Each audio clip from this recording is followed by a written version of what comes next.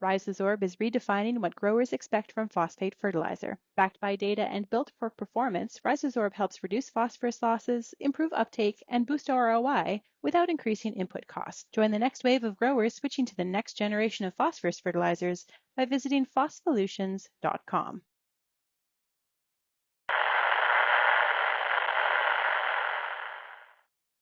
Welcome to The Truth About Ag.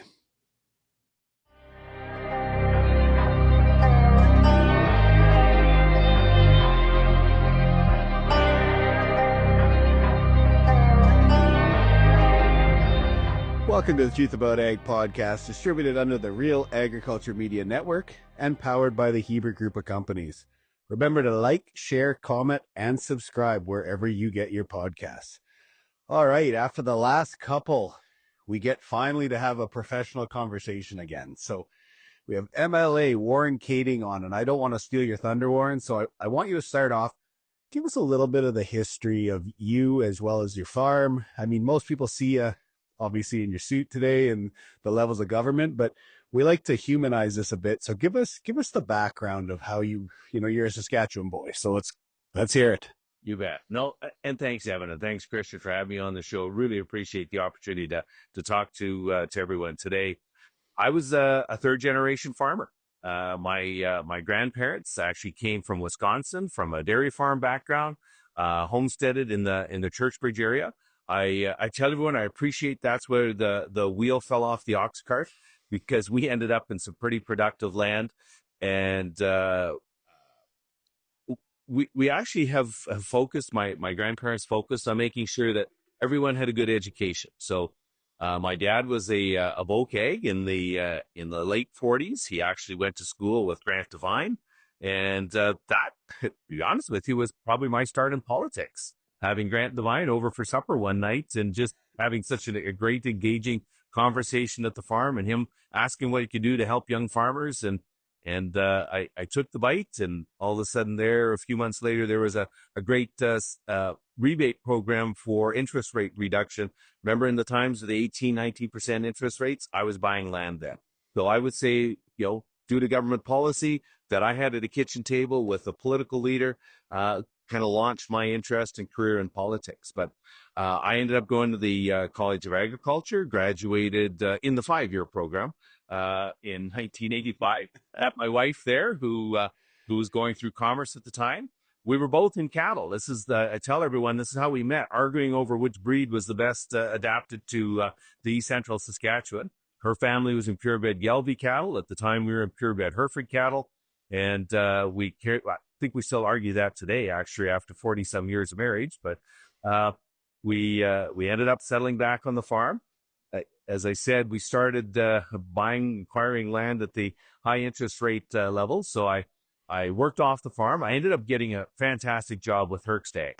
And I always throw kudos out to a guy by the name of Gusti Jaskowicz. We called him the Polish prince, who ultimately gave me a lot of life lessons when it came to engagement, when it came to sales, when it came to just being engaged with the customer. But while we were working on the farm, while we were building up our farm, I worked for 10 years with Herkstag.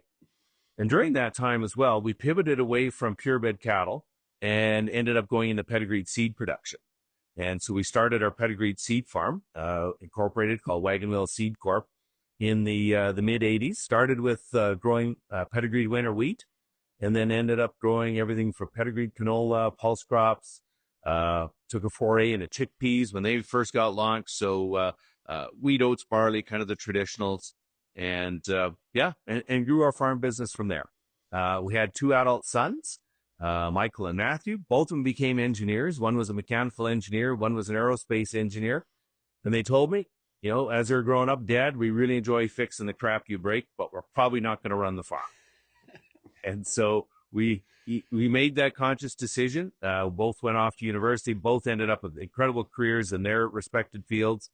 There was an opportunity to engage in politics at a larger level. Our MLA was Bob Benrock, and Bob was retiring. He knew my interest in politics, encouraged me to get involved. So we ended up getting very involved in both the provincial and federal scene. And before we knew it, I was nominated with the Sask party, and here we are today, Minister of Trade and Export. Almost seems easy, Hebes. You just start as a farm and you just move into politics. Well, it took anyone to be in politics, right? Yeah. There's about 17 different ways we could take the conversation from here, Evan. I'll make some notes. Gentle. No, first of all, Warren, thanks for joining us. I think I joked with Warren before in the episode that, we need to at least start out that it's Cabinet Minister Kaeding, and I'm proud to call you a friend. And I think it's absolutely wonderful that we have a farmer in that position. And I'm sure we're going to talk lots about agriculture and critical minerals and energy. Herxt, I haven't heard that name in a little while. Evan, we need to make a note. We should get Morris Delage and Janelle on here one day, because Morris played a pretty big role at Herxt, and that's an interesting story. Yes. But, I think, Warren, too, you want to walk us down, if I remember correctly, you and your wife also won Outstanding Young Farmer at a pretty young age, right? It's under 40. And how do you think that, and all of us don't really like recognition, right? But the one thing does, it shows you maybe what you've been doing right. But I always find that sometimes it puts pressure on you to keep getting better. And you want to walk us down the path of how that changed yours and your wife's direction. It was nice that you didn't tell the date. So you let him off the hook. That's all right. Sure. Yes, put it this way, we're starting to feel like very old farmers. Yeah. Well, and thanks, Kristjan. You're absolutely right. It was a tremendous honor to represent Saskatchewan at that national level, and then to actually be recognized as co-winners of Canada's Outstanding Young Farmers. And you think about, this is across the entire platform of agriculture across Canada, and we were given that recognition. So you're right. It puts a lot of pressure on you, first of all, to actually justify, that reward back home, right? You're there surrounded by a number of other great farmers doing some incredible things. In fact, I would say I learned from a number of those producers, a lot of skills and expertise to build our business up. And so I feel that it's, again, like agriculture, it's a very large entity that really builds and feeds from each other. And I know the work that you guys are doing, I think, supports that. So what we got out of that is a good understanding of agriculture is not just focusing on primary production, but understanding the value and the value chain all the way through. And we were with groups of dairy farmers, folks involved in orchards, certainly purebred beef operations, big major livestock operations, pulse growers. So, there's a large spectrum of primary egg producers now across the country. My wife stayed involved with the program. She's actually the executive director of Outstanding Young Farmers and has been for a number of years. And the people that she's been able to engage with, and some of the people that are now recognized each year as Outstanding Young Farmers are just extraordinary business people. Like these are managers, owners of significant corporations, but they're doing some incredible things in agriculture right now. And I think we've always said that, Kristjan, and probably the one thing at TPAP that opened my eyes more than anything, and I think Jeff too, was the talk on strategy, was that in primary production, we always think we're farmers, right? We grow grain or we livestock. And then all of a sudden the conversation moves to, well, are you a quantity? Are you a quality? Are you relationships? Like what's your strategy as a farm? And as you were saying, sitting in a peer group or around those type of farms, you get the exposure to the fact that you don't have to just be one thing. You have the ability to diversify, value add, whatever it might be. Because going into, tighter times right now in agriculture and the discussions we're having, that becomes a little more pertinent, that you aren't just stuck in one lane. There is the possibility to keep moving, right? I think too, whether in any small business, if you're leading it, I mean, there's hundreds of books on it, that it can get lonely. You don't know who to talk to, right? And I would say I've kind of always had this one bit of an issue that we struggle with in Saskatchewan and in Canada, is that we don't always cheer for those to have success, especially in rural settings.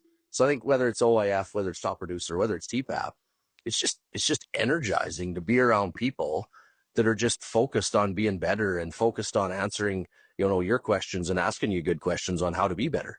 right? And if you fail, they're just like, well, get up. I failed yesterday too. Let's get at it, right? They're not cheering that you failed.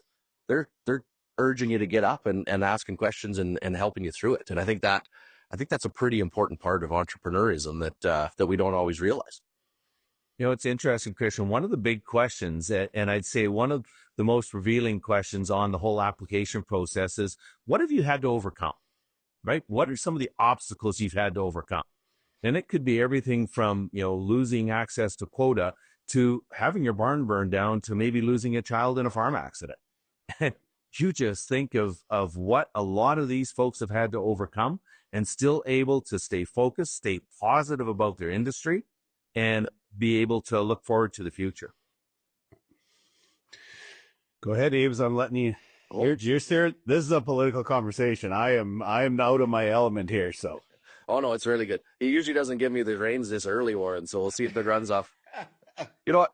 Obviously, this will probably come out in a couple of weeks, so it should be pretty good timing. But I think on the top of everyone's head right now, obviously, is trade issues, which a lot of that gets to fall on your shoulders when it comes to trying to find solutions. So I think you and the Premier did a pretty good tour around Asia, into China. Obviously, the Premier's trip there, and I think you hit a number of the countries surrounding.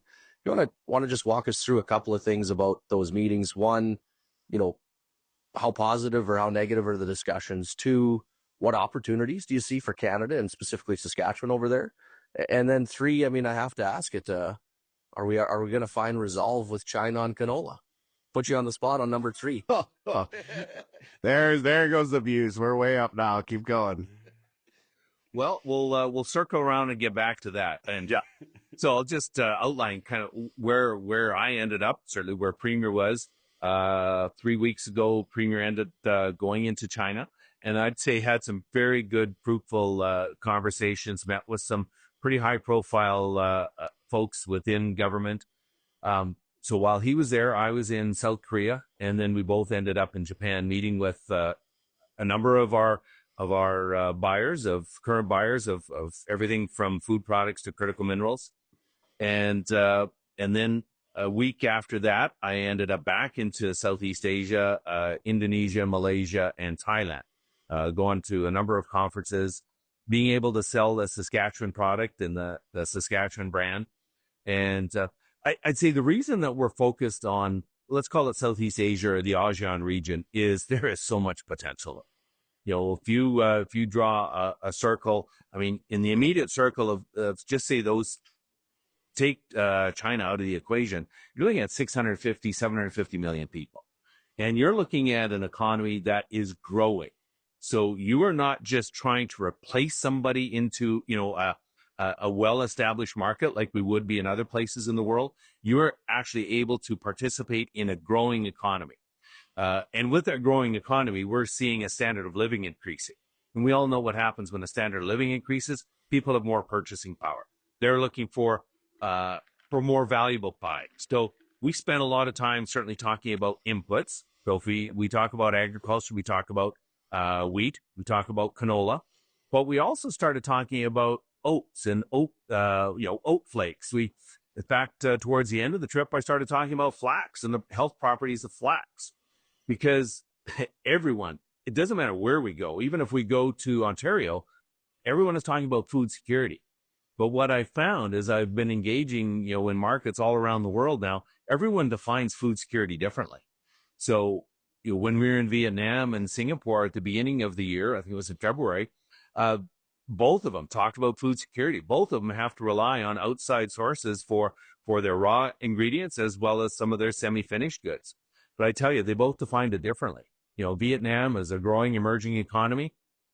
Their standard of living is improving, whereas Singapore is you can't get much more of a high income location. But they both needed to rely on us to provide them with inputs. But what they were looking for was different. Both have the goal of food security, but their definition is different. And if there's one thing that I've gotten a number of things out of these trips, but the one thing I've got is we have to understand our customer. And we cannot assume we go into Southeast Asia and that market is all the same. It is not. And that's where we need to get to know our customer. And that's what I believe probably the biggest single value of me going out there was to understand which each of our customers' needs are. I mean, I got into, I think it's the biggest flour mill in the world, Bogasari in Indonesia. They had a 10-hectare warehouse that just stored one brand of flour. And you start thinking of the scope and scale of that. The best part of it is it was Saskatchewan wheat that was making that flour.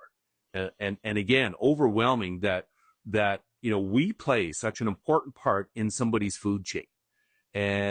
But they want to know what else is happening out there. How is the wheat genetics changing? What do we need to stay on top of? What do we need to get in front of?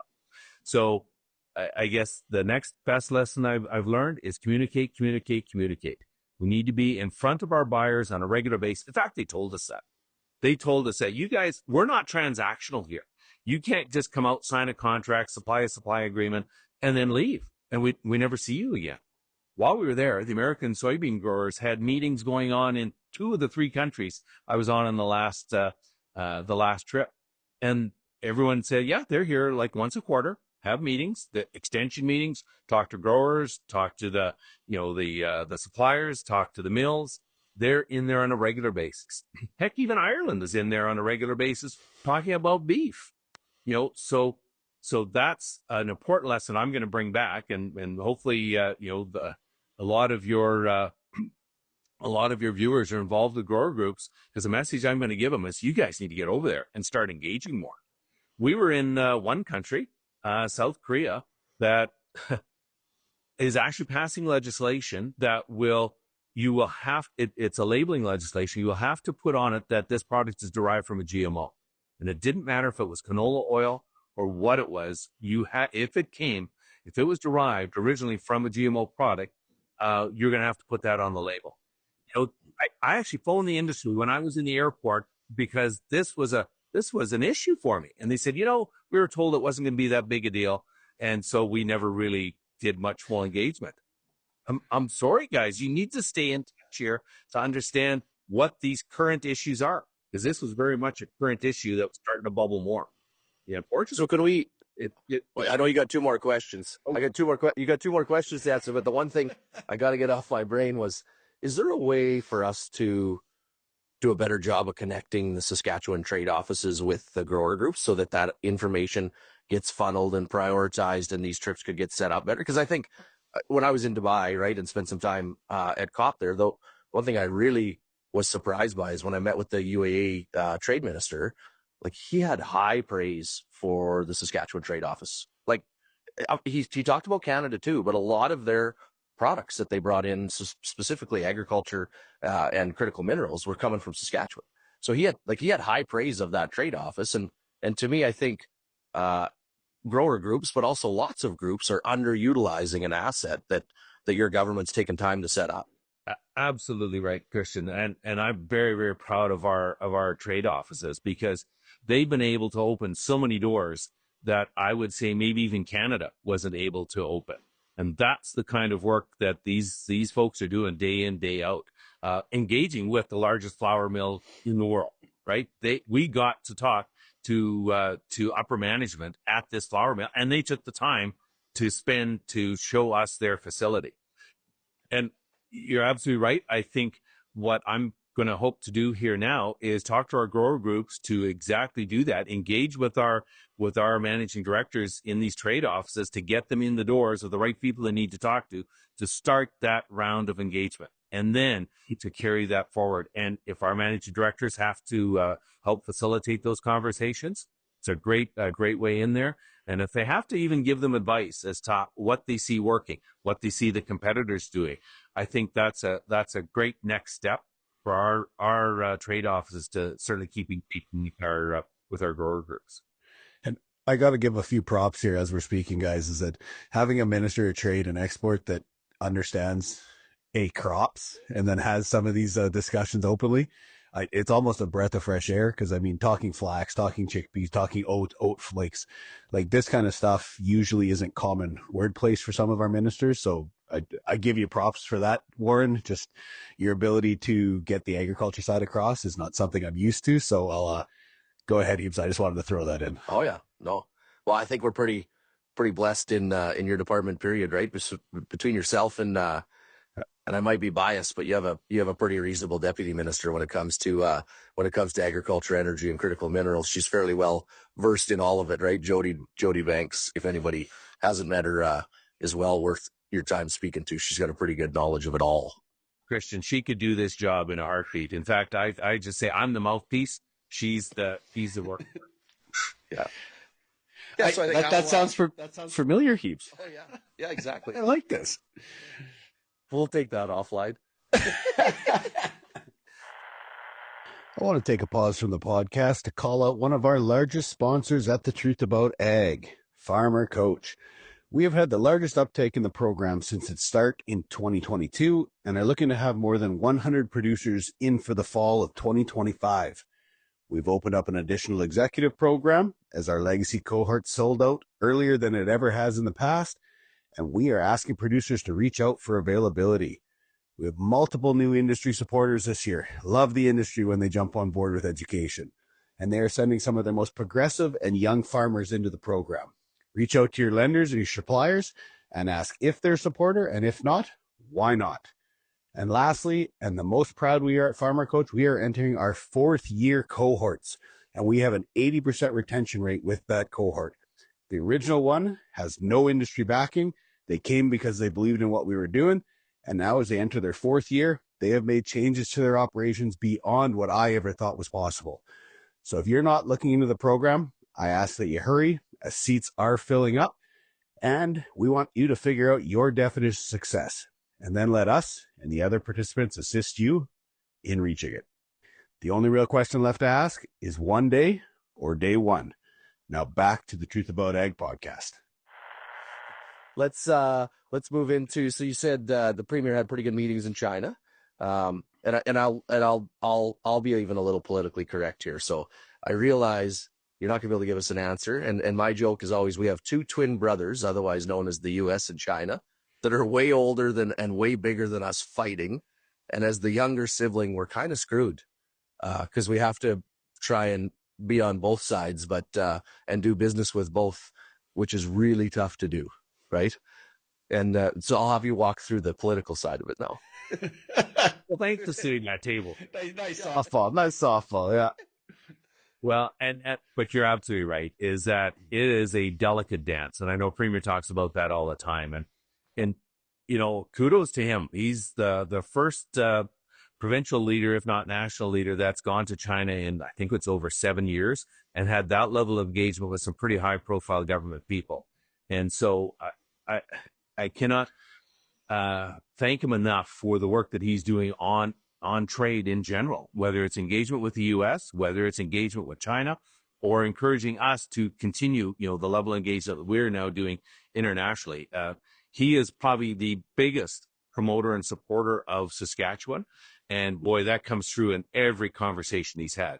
But he gets the intricacies that there are. If you know, it's not just a simple decision to convince the Chinese to remove EV tariffs, right? Or for us to remove the EV tariffs to support the Chinese EV industry. Also at stake is the steel industry. You know, also, we have to also recognize that pork and steel and even, you know, Eastern Canadian seafood is at stake here.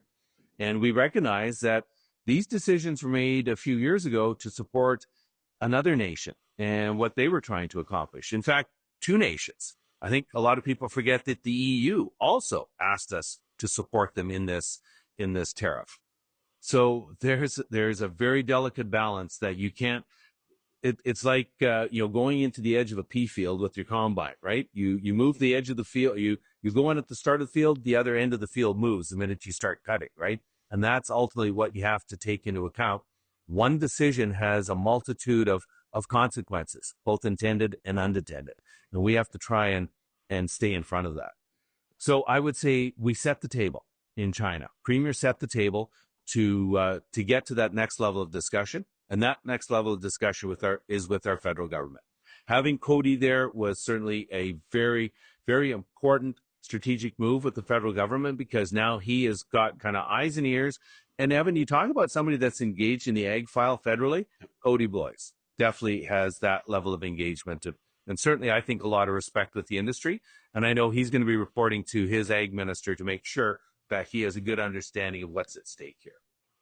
Well, and I don't think that's any different, Hebe. I mean, I think on a past podcast, we mentioned that Cody would have been a good pick for ag minister for the federal, because we did. I mean, when he came in for that short period, he tried to make change. He pushed it through. Whether producers liked or didn't like it was kind of outside the question. He did something, and he understood the stresses that were coming into the industry. So, no, I was actually really glad to hear he was the one that was going over to represent the federal side, because I do think he's got a relationship with Western Canada, and I do think he's a good, let's call it, representative for Canada. Well, we can't forget he's a parliamentary secretary to the Prime Minister. 100%. Doesn't get any closer than that. I was going to say his current position might be better for agriculture than ag minister, right? That information's flowing right to it, and I think exactly. I think the big thing is it's the first time in a long time where we've seen true collaborative efforts on outreach to large trading partners between the province and the feds, and so we have to, there's a lot of things I still want to see done, but we got to give some credit specifically to Cody and the Prime Minister for focusing on this and putting an effort into it with you and the Premier. Yes. Well, we can even get down to the fact with the Prime Minister is talking about, a national policy, right? And certainly supporting our national transportation system and, doing work on the ports, like recognizing that we are a export nation, and certainly Saskatchewan and the prairies are an important part of that. So I think just a renewed focus on port infrastructure and hopefully, railway support. I think it's I've been joking that he understands this. I've been joking. It was funny that you brought up that possibly a lunch with Grant Devine got you interested in politics, and I've read a couple of his books, met him a couple times, but the books on him. I mean, you look back. Let's forget the last few years of his political career, but he has a few legacy projects. I think they might be called Nutrien and Cameco nowadays, right? But he took some large, innovative bets, him and his government, on long-term infrastructure for the country, which turned into obviously royalties that work pretty well for Saskatchewan and federal taxes for the feds. And in the one time that I did talk to Prime Minister Carney, he sure doesn't seem to be afraid of big projects and talking that way. So I mean, if Kristjan had a personal wish, it would be that 20 years from now we look back and that Prime Minister Carney, was worried less about popularity ratings and more about having kind of that Grant Devine legacy where he tackled some multi-billion-dollar projects in P3 type partnerships that truly helped shape the country. And him, and specifically as energy minister, right, Tim, really seem open to those conversations. Yeah. Well, absolutely. We call it for the greater good, right? And I remember getting advice from a couple of present day leaders in our provincial government that said, that's exactly what you need to take. You may come to government with a specific idea, ultimately what you want to change, but you're going to come to a group of like-minded individuals that all want to do the same for their region, but you have to take into account for the greater good that you may have to relent a little on what your priorities are. You maybe have to work a lot more on consensus building to ensure that everyone is pulling on pulling in the same direction on the same rope to make sure that we're building something for the future. And you're right. I would think right now we're seeing that with Prime Minister Carney, in that he has, we believe, a vision to make sure that Canada is going to be, part of the G7 for a long, long time, and hopefully be one of the leaders in the G7. So we like that vision. Now we just need to see some action. That's kind of where my next question was coming, Warren, is obviously we're talking a good game, and we're saying that the feds are saying the right things. You in your position, and I guess other ministers in the cabinet, how do you balance that between, I mean, obviously from the producer side, there's a lot of skepticism right now, and then from the trust side of government. So how are you managing that balance of speaking to the constituents that may or may not trust not only the federal but the provincial right now, and keeping that trust between producers and government right now? Well, and I'd say that trust had been broken, stretched, let's say, to the end, if not broken. So we recognize that it's going to take a lot to gain that trust back. And I would say part of it is communication. And you'll hear me talk about this more all the time, is that we need to keep communicating. I think we need to keep letting everyone know, here's who we've been engaging with. Here's what our priorities are. Here's what the response has been to our priorities. And ultimately to say, look, again, trying to explain to the greater good. Sometimes we're not going to get exactly what we're looking for, but the vision that we see, we believe it is for the greater good. So there's a lot of things, there's a lot of policy, I think, that we also are debating even amongst ourselves right now, like the whole clean fuel standard, right? Or where are we at with the national energy policy? Because it has some far-reaching effects in two sectors that we've got in the province, the ag sector, the oil and gas sector. Yeah, I know it's easy for us to say that we should just match the clean fuel standard to the US and the EU so that we use way more canola to fix this current problem. And then I'm sitting in a room with my energy buddies and they don't find it as funny as I do. Well, interesting, in Southeast Asia, it's palm oil, right?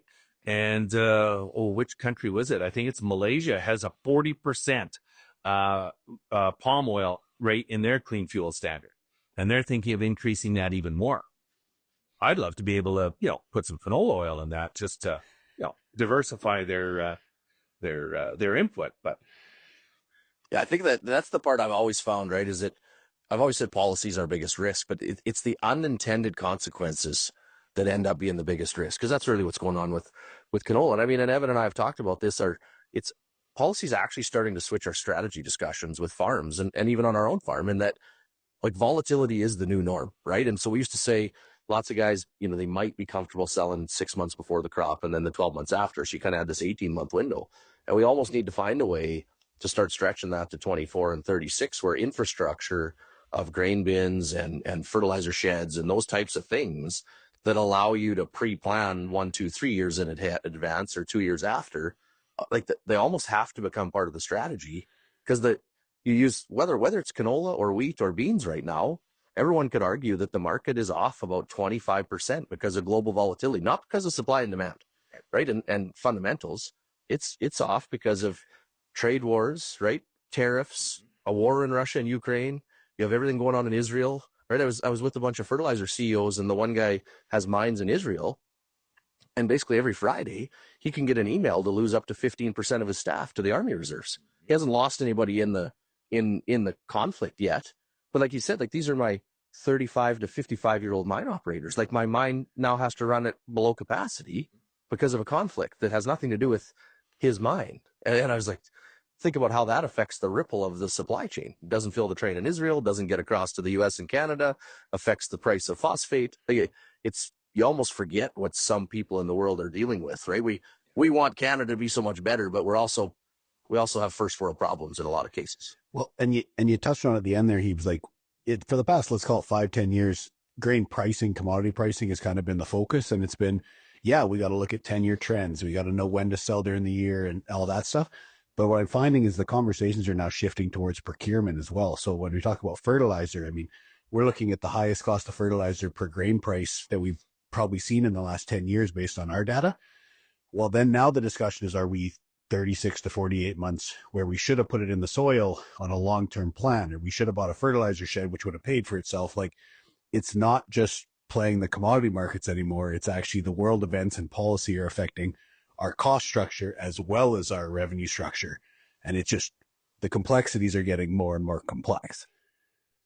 Interesting, just looking at and talking to American producers, just the shift in them from literally moving grain to market and, working on their pricing strategy by not holding grain, to now them actually physically holding grain for how long now? 6 months, a year? And that was the talk of Southeast Asia while we were there, was Americans not being able to sell soybeans right now to China. And who would have thought that 2 years ago? And you talk about changing dynamics. That was a conversation literally at every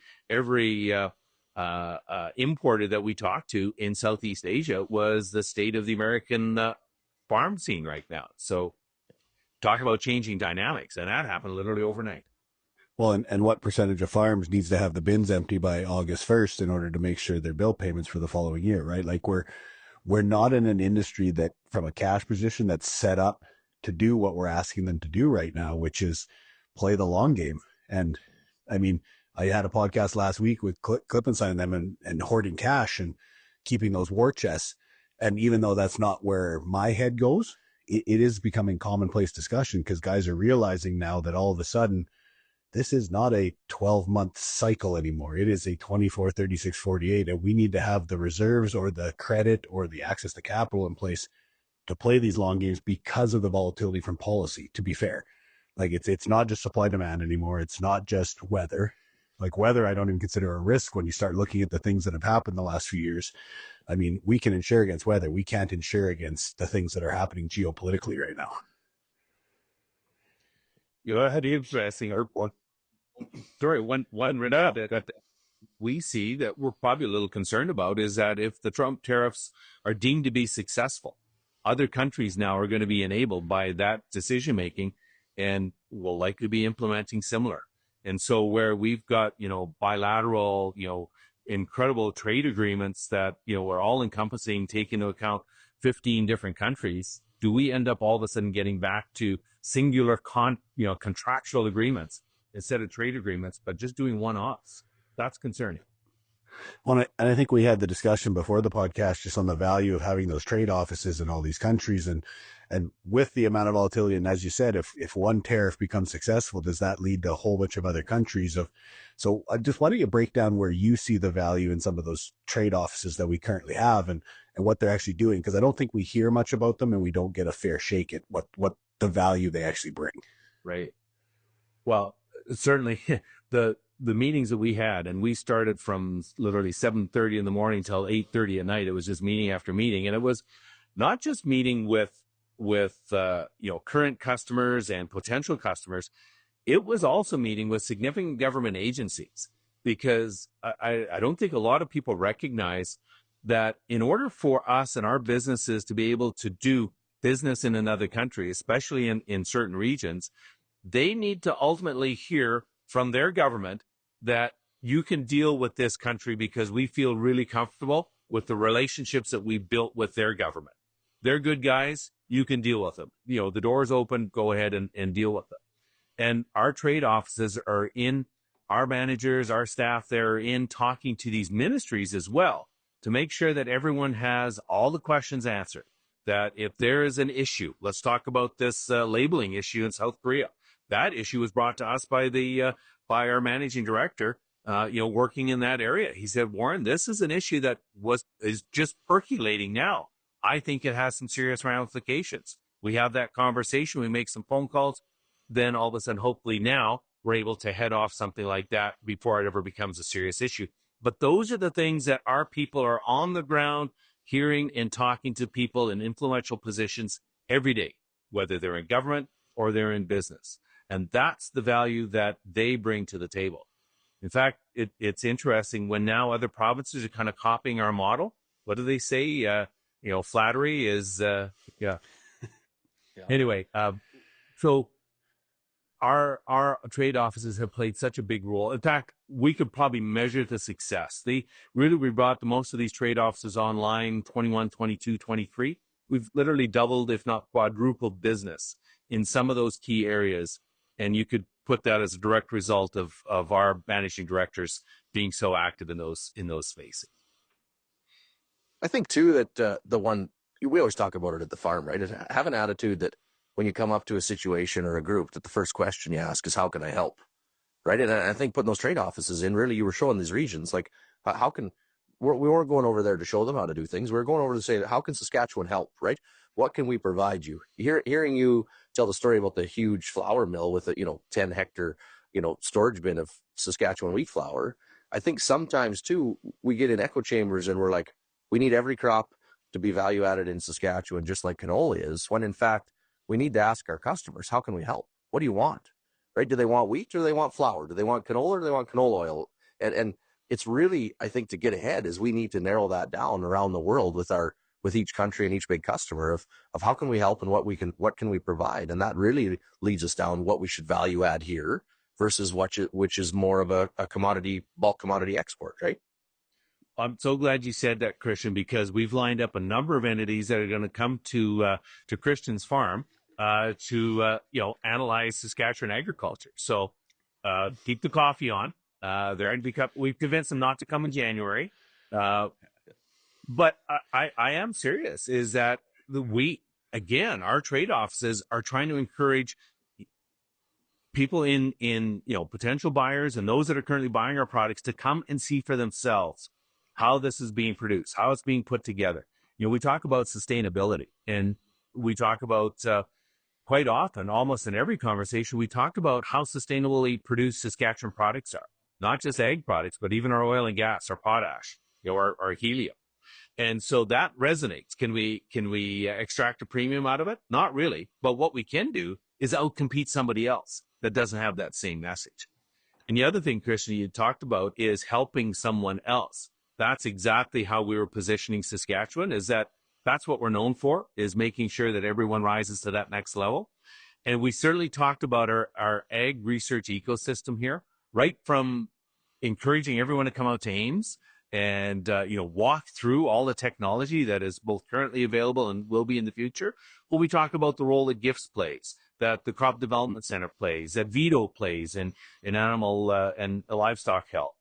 Talk about even the value of the synchrotron to ag research.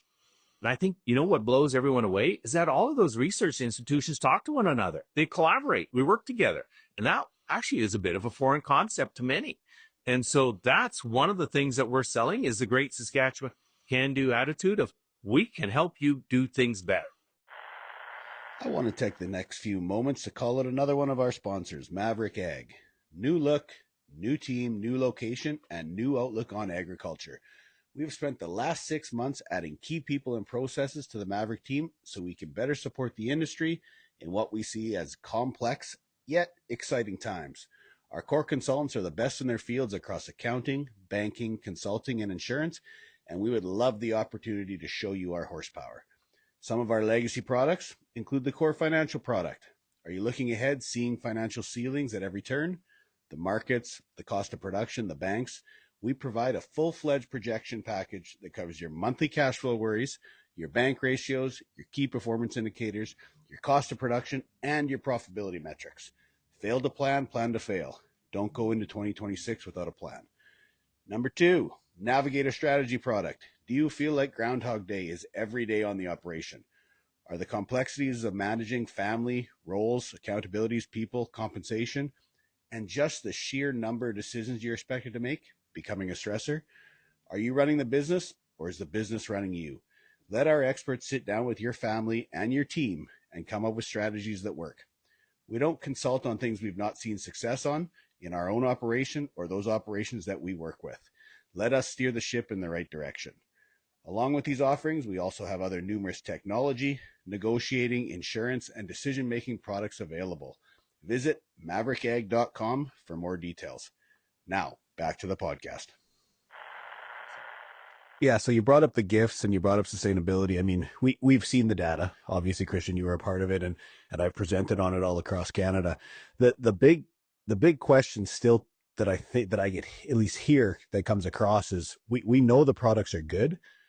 How reliable of a trading partner are you with the infrastructure that's currently in place? So, I mean, from your position, I mean, and this is more of a federal discussion, but where do you see that when in your trade talks? Is that still one of the biggest holdups? Is it the reliability of us getting the product to them?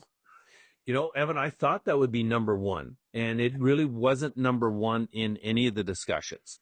They just wanted to make sure that they had a reliable quality product on a regular basis. And they actually like their grain handling system. They like the partners that they're working with here. And everyone circled back. If we heard a complaint, it was circling back to the 2014 period, right?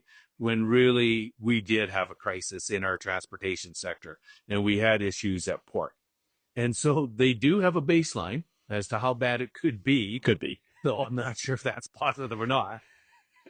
But I also did try and reassure him, just like we talked about a little while ago, is that at least our federal government now is focusing on improving, that network all the way from transportation to port to even improving port capacity.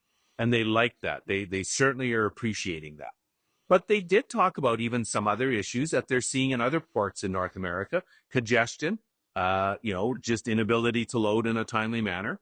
So I'd say they've kind of built their production around our current system, and anything we can do to enhance that now is going to just pay that many dividends, and will certainly increase or enhance sales opportunities. Yeah.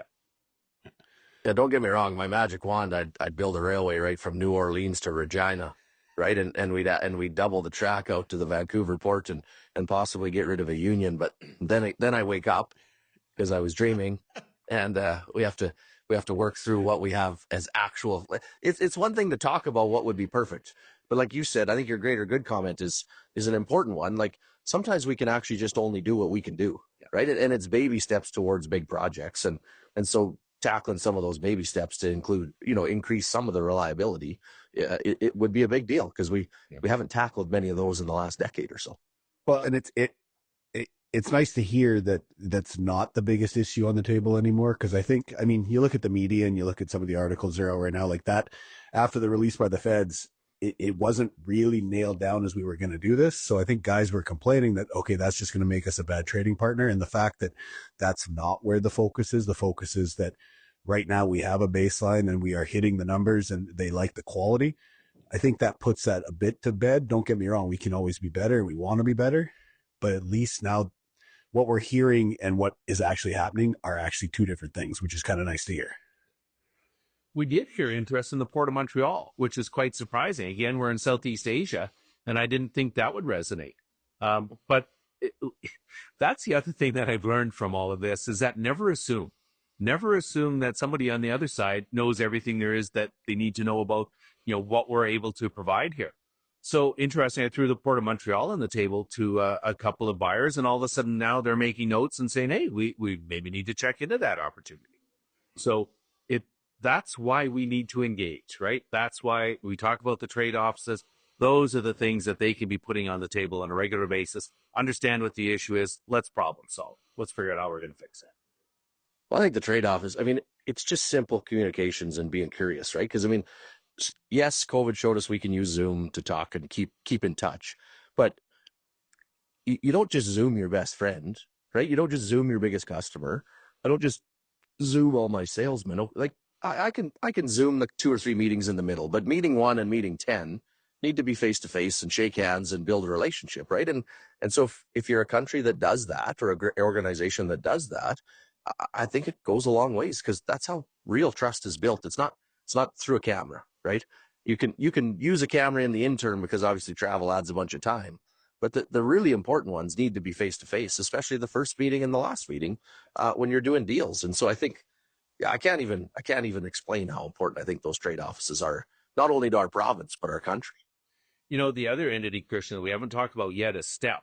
And STEP plays a very important role in facilitating, those engagements. So I talk about, and I was being serious about bringing people out to your farm. STEP is an entity that ultimately facilitates those kind of levels of engagement on both sides, both in, say, the country we want to get into, but also bringing these groups out to Saskatchewan and showing them the ecosystem that we've got developed here to support, what their needs are. And I can't, overestimate or overemphasize the role that STEP plays in facilitating these. And STEP is very much moved beyond agriculture. I know when I was certainly involved in trade through the seed business, STEP to me was just an agriculture entity. It is way beyond that. They're in the defense sector now. They're supporting, our defense industry. They're supporting our critical mineral industry. They're supporting our tech industry. And, all the key sectors we've got in the province, STEP is there to help facilitate these relationship building. Yeah. Is it STEP that Chris Lane just took the job? Yes. Yeah. So, I thought I had that correct. So, that sure doesn't hurt, agriculture specifically. He'll be good at it all. He's just a good person, but Chris's knowledge and passion for agriculture oozes out of him when you're around him, right? We see that daily. I was going to say October 2nd. Please don't take anybody out to the farm because I don't think you want normal Kristjan combining in October.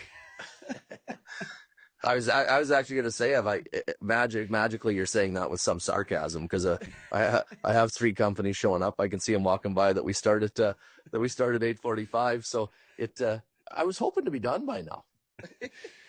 So I got one question just to bring it out of trade for a bit. So, I mean, Kristjan and I deal with a lot of industry partners and big companies, and we all know the speed of big companies versus the speed that we like to go on the farm or on the consulting side. So coming from the farm where you were able to pivot and shift real quickly into government, which is probably a much slower moving entity and a longer planning tool, how has that shifted your mindset or how you approach things? Because I know all the things you're talking about now today are not going to get done within a month. Let's be fair.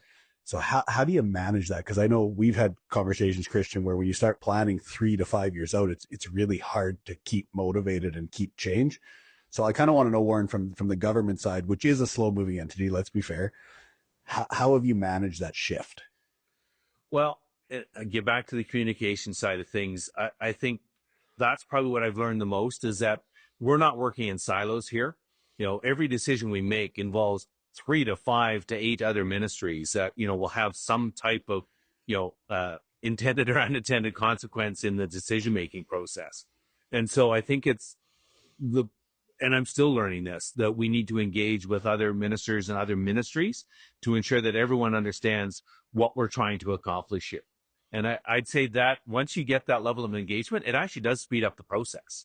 So where we probably get a little frustrated is now when we need to involve the federal government and engage them in trying to make that final decision. That's where we tend to get frustrated because things just tend to pile or sit on somebody's desk, or it ends up on somebody's desk that really isn't the decision maker there. And for us to even sort through that process to find out who we need to talk to get this across the line. Give an example. Just the other day, we met with the helium and hydrogen producers. And there's a couple of tax incentives they need to access in order for them to see some capital flow into their development projects. We're still struggling to try and figure out who at the federal level we need to talk to ultimately get that across the line. And so we had a roundtable to try and figure out who that needs to be. So taking the strategy, we're going to talk to as many as we can, and hopefully it lands on the right table somewhere. Well, I think, Kristjan, you mentioned that the Minister of Critical Minerals, like that I think flows into that conversation a little bit. So why don't you take it there? Yeah, I mean, I think everybody agrees that red tape, I said this to the Premier the other day when he was in Moosomin, like, we talk about red tape at the Fed level, but really we need to have a good look at red tape at the federal, provincial, and the municipal level, right? Because I'm not saying it didn't need to get brought in for a reason at the time it got brought in, but it just got carried away, in that it has brought, it's brought access to capital and entrepreneurism to a slow down speed, which entrepreneurs don't handle very well. So I think, like you said, it's streamlining the communication and streamlining who those critical people are. And I believe at the federal level for the last few terms, those really critical people that were very good at their job got buried within groups because they maybe necessarily didn't drink the Kool-Aid. And so I think now there is an urge to get things done, and it's refinding all those key people. No different than we said that Cody Vlau is a key person in agriculture for the provinces to have communication with, to flow up to the PMO's office. And so he's a critical person. And so who are all those critical people and I think when it comes to these new infrastructure grants, so you have a bunch of stuff announced here in the last couple of weeks around tariffs. I mean, I said to Evan, one of my frustrations is when I read it, it's all kind of set up for those middle to large companies, and nobody thinks about primary producers. No. And it's like, do you realize what a grant or an interest-free loan would do for producers to build more bins and build input storage and be able to sit on this canola that's worth $12.50 right now that probably could be worth $16 in a year? But a lot of it, because they aren't deemed value add, and currently we haven't got food security part of our national security plan. That's not the way we talk about it. That the primary producer level just gets forgotten by some of these programs that get implemented. And I maybe went on a bit of a tangent there, shout off the question, but it got frustrating. Keep going. Well, interesting, Kristjan, that I think at the peak of our frustration, as we're trying to deal with both the Chinese and the U.S. tariffs, especially how it affects the ag trade, is finally identifying to the federal government how much agriculture, primary agriculture, means to the federal GDP. And I would say when we finally got that message to the right people, now all of a sudden there's a recognition that, hey, I think we better support this primary ag industry because it does mean a lot to ultimately to what Prime Minister's goal is, again, to be one of those financial powerhouses, in the G7. So we're getting that message out there. I know. We still need to keep knocking on doors. Do not stop knocking on doors. Yeah. Oh no, Warren, you know that I trust you as much as anybody, right? So I think it just gives me comfort knowing that someone like you is beating the drum for us, right? And known you for a long time. So Ev, I know I got meetings coming up and we don't like to keep guests much over an hour. So there's 3 questions I like to ask everybody, Warren, and I say it's for the guests, but it's really because I'm selfish and I like to steal all the good information for everybody. So question number 1, I'll throw you the softball. Your favorite book you've ever read? Oh, I'm a huge Malcolm Gladwell fan. And so really anything that Malcolm has written, I'm probably on the second or third time reading it through. The Tipping Point, Outliers, his best work, What the Dog Saw, they're all favorites and back in my reading list. I think Outliers might have predicted mine and my wife's kid planning, if I remember correctly. Most major league athletes are born in the first quarter to put them in the oldest category. So if you want a soccer player, July's a good time. You want a hockey player, January's a good time. And there's the problem with kids sports right now is that planning right there. Yeah. It's the 10,000 hour part that concerns me, right? That's Simon hockey ring. Yeah. So my second question, and I'm sure you've got tidbits from lots of people, but I always like to ask everyone, like, what are your 1 or 2 top pieces of advice you've got from mentors or friends over the years? Well, I always like the one that my dad said. Every time I got frustrated playing baseball and I kind of, slacked off a bit, and he said, son, be the best at what you can be in everything that you do. He said, if you are the latrine cleaner outer, be the best damn latrine cleaner outer that there is, because you never know when you watch it. Right? Yeah. And completely agree. And absolutely live by that pretty well my whole life. And the one that I like is it's written on our cabinet room door, and that's try and leave the place a little bit better than what you found it. And I know Premier Wall really believes strongly in that. I think it's a quote from Robert Baden-Powell, if I'm not mistaken. And I really like that one. Okay, and my last one. So I used to say if you're the federal ag minister, but I don't always believe they have very much power all the time. So I switched it. I said, if you were holding the magic wand and you could fix or change or add something to agriculture right now that would help it, on its path to being a powerhouse in 10, 25, 50 years, what do you think the critical thing to do right now would be? Oh, boy. You know what I really think it is? Engagement. Talk.